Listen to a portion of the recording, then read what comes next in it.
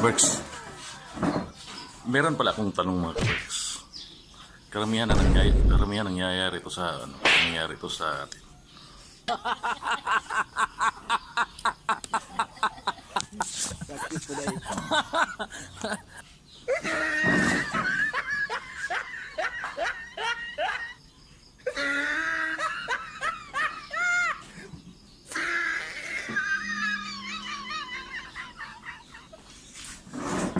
Mga kaberks, may isang napaka-importanting tanong ako para sa inyo.